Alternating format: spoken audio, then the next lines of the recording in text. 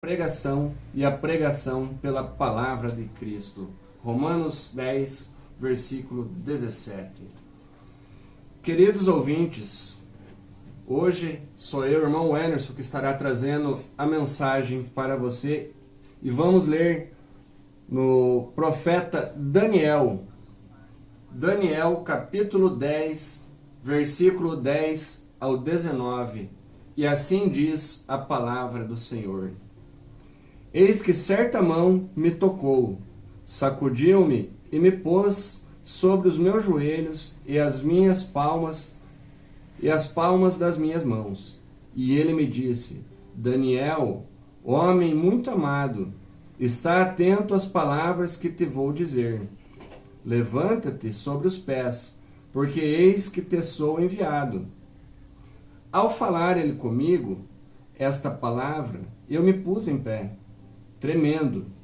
Então me disse: não temas, Daniel, porque desde o primeiro dia em que aplicaste o coração a compreender e a humilhar-te perante o teu Deus, foram ouvidas as tuas palavras, e por causa das tuas palavras é que eu vim. Mas o príncipe do reino da Pérsia me resistiu por 21 dias. Porém, Miguel, um dos prisioneiros, um dos primeiros príncipes, veio para ajudar-me, e eu obtive vitória sobre os reis da Pérsia. Agora vim para fazer-te entender o que há de suceder a teu povo nos últimos dias, porque a visão se refere aos dias ainda distantes. Ao falar ele comigo estas palavras, dirigi o olhar para a terra e calei. E eis que, como uma semelhança dos filhos dos homens, me tocou os lábios. Então passei a falar e disse àquele que estava diante de mim: Meu Senhor, por causa da visão me sobrevieram dores, e não me ficou força alguma. Como, pois, pode o servo do meu Senhor falar com o meu Senhor? Porque, quanto a mim, não me resta já força alguma, nem fôlego ficou em mim. Então me tornou a tocar aquele semelhante a um homem e me fortaleceu. E disse: Não temas, homem muito amado. Paz seja contigo. Sê forte, sê forte. Ao falar ele comigo, fiquei fortalecido e disse: Fala, meu Senhor, pois me fortaleceste. Amém. Pai Santo, em nome do Teu Filho amado, graças te dou por esta palavra, que ela, por si só, já tem falado ao nosso coração, Senhor. Assim como ela diz: Sê forte, nos fortaleça para transmitirmos neste momento, com graça e com verdade, a Tua palavra. Em nome de Jesus, amém. Querido ouvinte, Daniel, o livro de Daniel, cujo nome significa Deus é meu juízo. Deus é meu juiz. Foi um estadista na corte dos reis pagãos. Ele era o líder político com sabedoria e sem limitações partidárias. Ele era um estadista, um homem que governava todo aquele reinado de reis pagãos. Ele era um líder político com toda a sabedoria.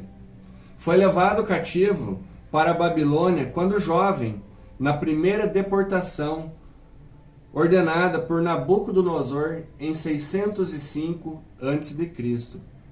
Porém, no Antigo Testamento não vemos citação dele ser um profeta. É verdade. Mas não ouvimos falar que Daniel é um profeta no Antigo Testamento. Não com uma função formal, desempenhada entre os israelitas. Mas Jesus o identificou como profeta em Mateus 24, 15. Também este livro, queridos, que muitos têm medo de ler, assim como o Apocalipse, ele não está em ordem cronológica. A ordem, se você que está com lápis ou caneta em mão e quiser anotar, veja bem, a ordem cronológica deste livro é assim. Ela começa com os capítulos. Capítulo 1, capítulo 2, 3, 4, 7, 8, 5, 9, 6, o 10, o 11 e o 12. Esta é a ordem cronológica do profeta Daniel. Então, esta breve introdução é para nos nortear a respeito de Daniel, cujo nome significa Deus é meu juiz. Queridos, vamos para o primeiro ponto que eu quero destacar para vocês aqui é a mão que Deus ordena para auxiliar, ela dá fortalecimento para o nosso trabalho. Então, a mão que Deus ordena para nos auxiliar, ela dá fortalecimento para o nosso trabalho. Diz ali no versículo 10, eis que certa mão me tocou, sacudiu-me e me pôs sobre os meus joelhos e as palmas das minhas mãos. Então, vemos ali o temor, que o temor não é necessariamente prejudicial. Podemos comparar lá com Romanos, capítulo 3, versículo 18, que este versículo que está nos dizendo que Deus quer que os nossos temores nos sirvam de freios. Então, Daniel estava temendo, mas não era um temor prejudicial, mas era para que esse temor servisse de freio, para orientá-lo. Então a mão o tocou. Certa mão, a consolação divina não é só para a nossa alegria. Muitas vezes pensamos que a consolação divina é só para nos alegrarmos, mas não é só para isso. Também é para nos reforçar em nossa vocação. A vocação do quê? Do nosso trabalho. Porque Deus nos toca para que possamos trabalhar para o serviço do reino. Então este é o intuito. Então certa mão é a consolação não só para nos trazer alegria, mas também para nos reforçar em nossa vocação. Qual é a tua vocação? Deus tem chamado para pregar? Deus tem chamado você para o ID? Lembrando que o ID não é só para quem tem um ministério, mas é para todo crente salvo em Cristo Jesus. Você que conheceu e ouviu a palavra do Senhor, você tem a obrigação de ir como a grande comissão, ide pregando a todas as nações e fazendo discípulos. Também vemos que a oração deve ser fervorosa quando sabemos a vontade de Deus.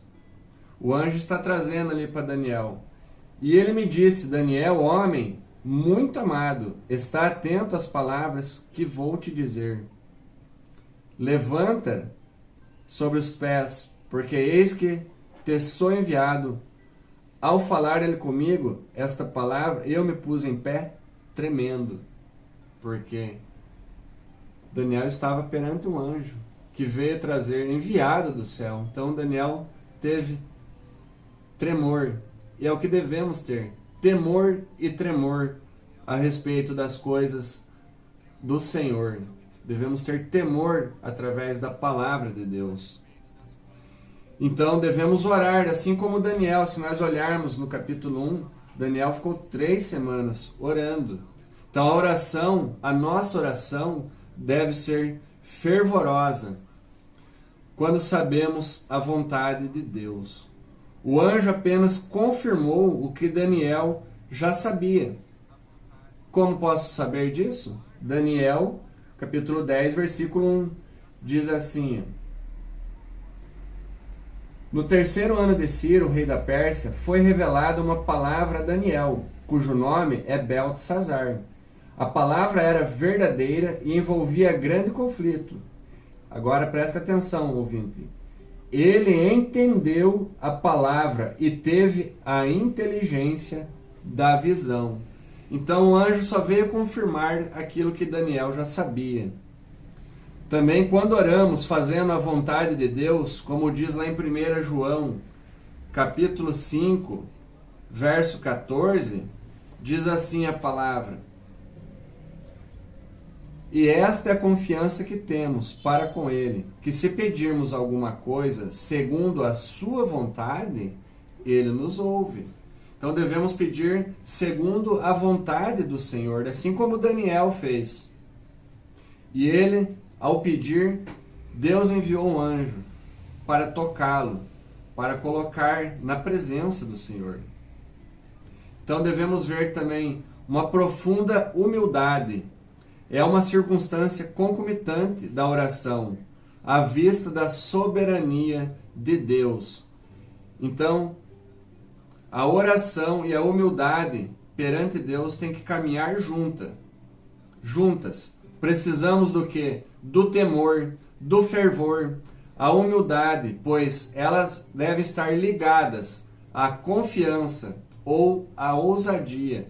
Pois nós, eu e você, querido ouvinte, devemos nos aproximar do nosso Deus em Cristo, assim como Daniel fez no capítulo 10, versículo 12.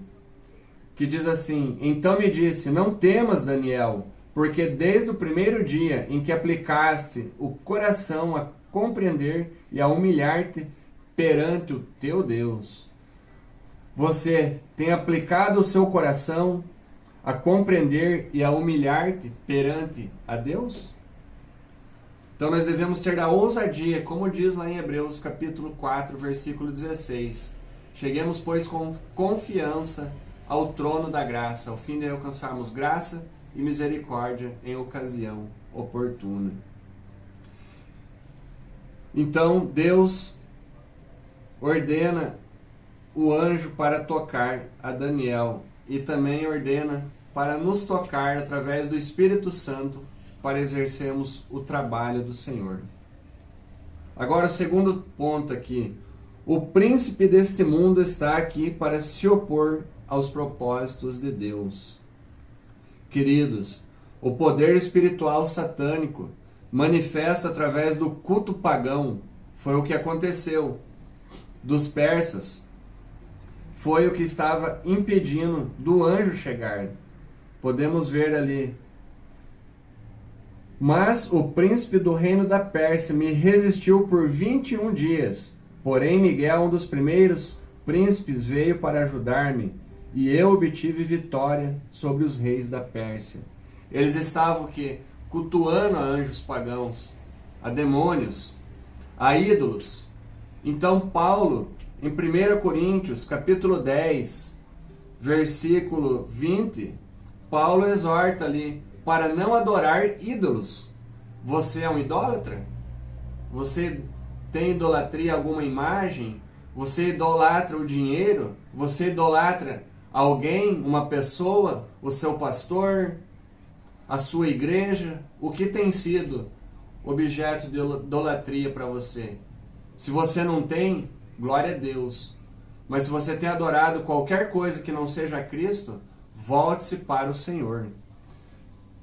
Coríntios, capítulo 10, versículo 20, Paulo nos exorta assim, ó: antes digo que as coisas que eles sacrificam é a demônios que as sacrificam, e não a Deus. E eu não quero que vocês vos torneis associados aos demônios. Então não se associe, não cultue a idolatria, porque a palavra do Senhor nos exorta: adorai somente a Deus. Também devemos nos voltar para a palavra pela proteção divina, como diz em Efésios, capítulo 6, versículo 12, 2 Coríntios, capítulo 10, versículo 3 a 4. Todos esses versículos e esses capítulos nos orientando a nos desviarmos e estarmos atentos sobre a obra do inimigo que quer nos derrubar e nos desviar do Senhor e Salvador. No versículo 12 e 13 diz assim: mas o príncipe do reino da Pérsia, que ele está nos resistindo. Aqui temos uma notável visão do mundo invisível, de um conflito desenrolado nos lugares celestiais. Ele fala do príncipe da Pérsia, mas aqui é uma analogia, que o anjo veio, então a briga é espiritual, a luta é espiritual. Não que o mal tenha mais força que o nosso Deus, jamais. Deus tem o poder sobre todas as coisas, mas os inimigos das nossas almas estão aí para impedir os propósitos de Deus em nossas vidas. Então podemos encontrar a razão porque muitas vezes as nossas orações parecem não ser respondidas, quando e como nós desejamos que fossem. Quantas vezes, provavelmente você ora, passa tempo orando, e Deus, você pensa que Deus não te responde, mas não é. É o inimigo atrapalhando, querendo impedir que nossas orações cheguem até o trono da graça. Daniel estava diante de Deus com intensas súplicas, porém não obteve resposta alguma. Se ele tivesse cessado de orar, poderia ter perdido de vista o objeto de suas orações e declarado que Deus estava surdo com respeito a elas. Podia imaginar que Deus não estava ouvindo as suas orações. Mas se nós olharmos para o texto, vai ver que o anjo fala: já no primeiro dia o Senhor me enviou, mas o príncipe da Pérsia me resistiu por vários dias para que eu não chegasse até você. Então, quando suplicamos com o coração, o Senhor nos ouve. Quando nós depositamos o nosso coração e o nosso pedido verdadeiramente ao Senhor, o Senhor nos ouve, para assim conforme a sua vontade e o seu propósito, para recebermos as bênçãos do Senhor. Também vemos o toque do Senhor que nos purifica e nos fortalece. Em Mateus, capítulo 8, verso 1 a 4, vemos a cura de um leproso. Quando ele chega e fala para o Senhor: eis que um leproso, tendo se aproximado, adorou, dizendo: Senhor, se quiseres, podes purificar-me. E Jesus, estendendo a mão, tocou-lhe, dizendo: quero, fica limpo. Esta noite, você que nos acompanha, se você adorar o Senhor Jesus Cristo como o único e suficiente Salvador, e falar: Senhor, se quiseres, tu podes me purificar-me do meu pecado, da minha vida de prostituição, da minha vida de vícios, da minha vida pervertida, o Senhor vai falar para você: quero, fica limpo. Ao toque do Altíssimo, Ele estará purificando a tua alma, o teu corpo, a tua mente. Então volte-se para Ele, como Jesus fez para o leproso. Lembrando, querido ouvinte, quanto era difícil naquela época, terrível, uma lepra. A pessoa que estava doente, ela tinha que chegar às outras pessoas, quando chegasse perto, e gritar: imundo, imundo. Por quê? Para as pessoas se afastarem, ou eles ficarem afastados para não contaminar os outros. Mas veja bem, o Senhor teve misericórdia. O Senhor falou: eu quero, fica limpo. E imediatamente ele ficou limpo da sua lepra. Disse-lhe então Jesus: olha, não digas a ninguém, mas vai mostrar-te ao sacerdote e faz a oferta que Moisés ordenou, para servir de testemunho ao povo. Então, se Jesus te limpar hoje, se Jesus te purificar, se você receber o toque do Altíssimo, vá e comunique aos outros, testemunhando aquilo que Deus fez em sua vida. Mas para isso, precisamos adorar a Cristo. O leproso adorou. Então, essa ilustração da lepra é o quê? Jesus purificando do pecado. Ainda aqui em Mateus 8, versos 14 e 15, Jesus tocou a sogra de Pedro. Tocou, ele pegou-a pela mão e ela foi curada da sua febre e começou a servi-los. Também Jesus cura 2 cegos em Jericó. O Senhor escutou porque eles clamavam: Senhor, tem compaixão de mim. E Jesus ficou com pena deles e tocou-lhes e passaram a enxergar. Pois aqueles que viviam sem ver, agora enxergavam a luz. Agora eles enxergavam a luz do mundo, que é Cristo o Senhor, o nosso Salvador. Também em Lucas, capítulo 5, verso 25 ao 34, vemos a mulher do fluxo de sangue, o qual ela foi tocada pelo Senhor, porque ela queria chegar, ela adorou e chegou até o Senhor. Ela tocou nas vestes do Senhor e Salvador Jesus Cristo. Quando a pessoa tem o desejo de se voltar para o Senhor, ela pode ser curada. Ela pode ser verdadeiramente liberta. Mas para isso, assim como a mulher quando tocou, trêmula, chegou na presença do Senhor, ela se prostrou. Lembrando que Daniel, quando viu aquele ser vindo do céu, aquele ser celestial, ele não se prostrou para o anjo, porque a Bíblia nos ensina não se prostrarmos a anjo, mas pelo poder e a glória do Senhor. Assim como Daniel fez, se prostrou perante a Deus, e não ao anjo, mas a Deus.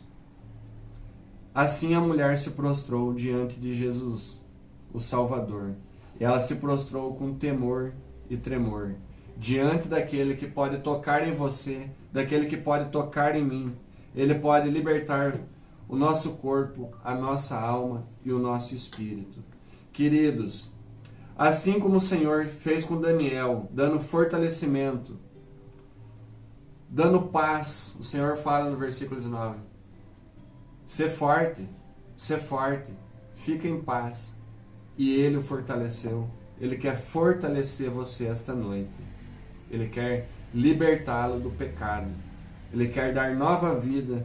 Ele quer curar a sua alma, libertar do pecado, assim como Ele curou a sogra de Pedro, assim como Ele curou a mulher do fluxo de sangue. Aqueles cegos que antes não viam, agora enxergam a luz do mundo. Ele quer curar a mim e a você.